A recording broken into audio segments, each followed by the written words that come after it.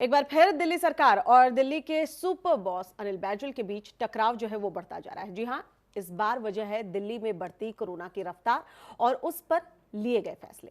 मगर इस टकराव के बीच दिल्ली के डिप्टी सीएम मनीष सिसोदिया ने बयान दिया है। वो डराने वाला तो है ही, साथ में जिम्मेदारियों से पल्ला झाड़ने वाला भी नजर आ रहा है। कैसे? चलिए ये खास रिपोर्ट देखिए और समझने की कोशिश कीजिए क्या कुछ कह रहे हैं मनीष सिसोदिया और क्या कुछ हालात हो सकते हैं और कैसे दिल्ली सरकार जो है पल्ला झाड़ रही है।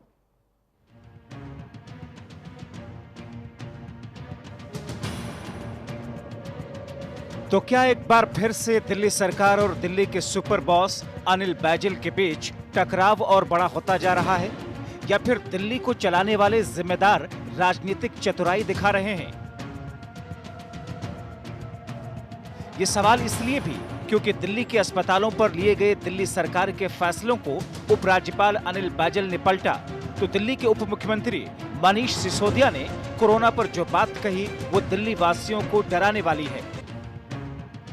15 जून तक 44,000 केसेस होंगे और करीब 6,600 बेड्स की आवश्यकता होगी। 30 जून तक 1 लाख केसेस पहुंच जाएंगे और 15,000 बेड्स की आवश्यकता होगी। 15 जुलाई तक करीब 2.25 लाख केसेस हो जाएंगे और 33,000 बेड्स की आवश्यकता होगी और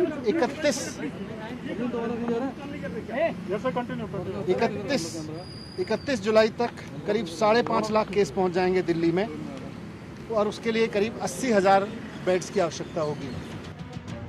सुना आपने? तो क्या हम ये समझें कि मनीष सिसोदिया के मुताबिक कोरोना के बढ़ते आंकड़ों से 31 जुलाई तक दिल्ली में 5.5 लाख कोरोना के मामले हो जाएंगे और तब जिम्मेदारी दिल्ली सरकार की नहीं होगी? मनीष सिसोदिया के मुताबिक 15 जून तक 44,000 मामले बढ़ जाएंगे और अस्पतालों के बेड की जरूरत होगी 6,600। 30 जून तक ये मामले बढ़कर 1 लाख हो जाएंगे और बेड की जरूरत होगी 15,000। 15 जुलाई तक 2,25,000 मामले बढ़ जाएंगे और बेड की जरूरत होगी 33,000। 31 जुलाई तक 5,50,000 मामले हो जाएंगे और तब बेड की जरूरत होगी 80,000। ये बात बिल्कुल सच है कि दिल्ली में कोरोना की जो रफ्तार है और जिस तेजी से मौतें हो रही हैं, वो डराने वाली हैं। मगर क्या दिल्ली के जिम्मेदारान कोरोना पर अंकुश के लिए तत्परता से लड़ाई आगे ले जाने के बजाय सब कुछ अनिल बैजल के मत्थे डालकर अपना पल्ला झाड़ने की कोशिश कर रहे हैं?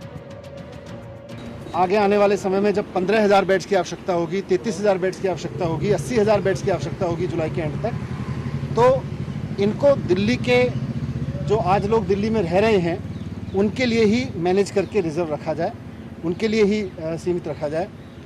लेकिन कल एलजी साहब ने उस फैसले को पलट दिया था। सवाल इसलिए भी क्योंकि जब मुंबई के धारावी जैसे इलाके में अगर बीते 1 हफ्ते से कोरोना के नए मामलों पर अंकुश लगाया जा सकता है तो फिर दिल्ली में क्यों नहीं?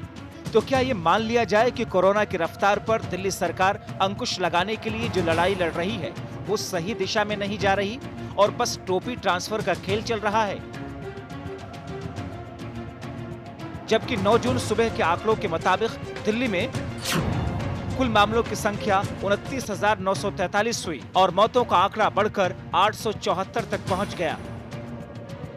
डराने वाले इन आंकड़ों के बीच मनीष सिसोदिया के आने वाले दिनों में डराने वाले आंकड़े देना और दिल्ली के स्वास्थ्य मंत्री का कम्युनिटी ट्रांसमिशन की बात कहना क्या गैर जिम्मेदाराना बयान नहीं?